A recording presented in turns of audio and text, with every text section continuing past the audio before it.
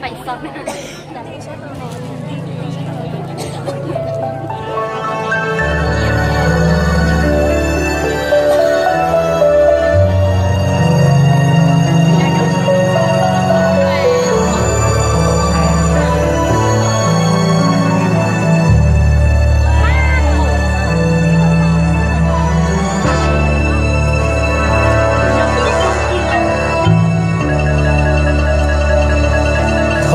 ฟ้า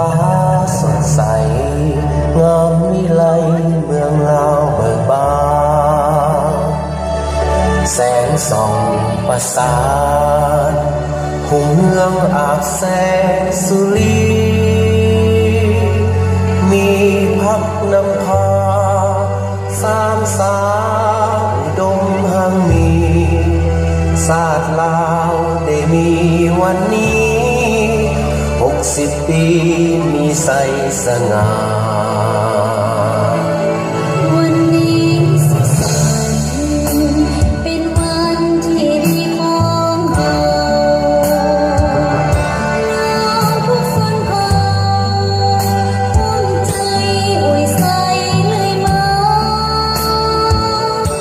เป็นวันสำคัญ40 ปีสถาปนาวันศาสตร์ที่2 ธันวาเขาร่วมกันมาร่วมฉลองใส่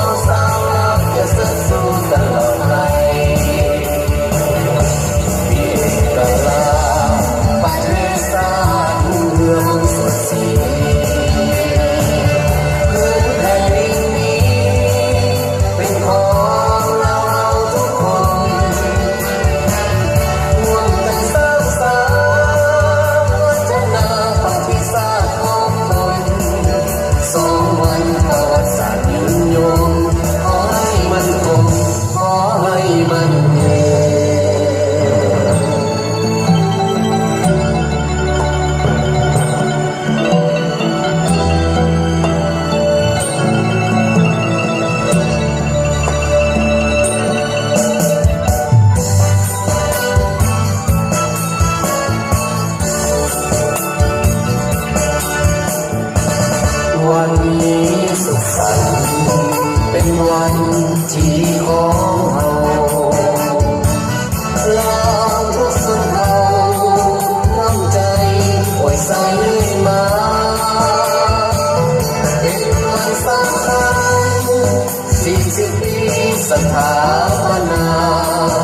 วันศาสตร์ที่2 ธันวาเขาร่วมกันมาร่วมฉลองใส่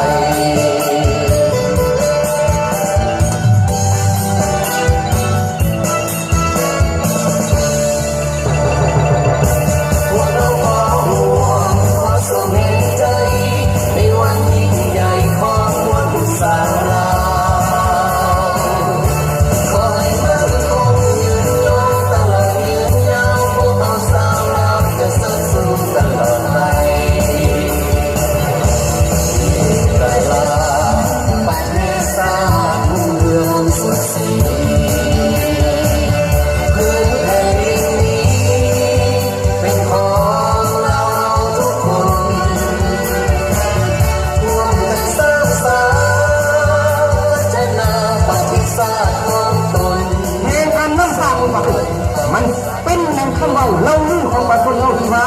บัวบัวฟังนั่งบุกคุณแต่หากในป่าสงบ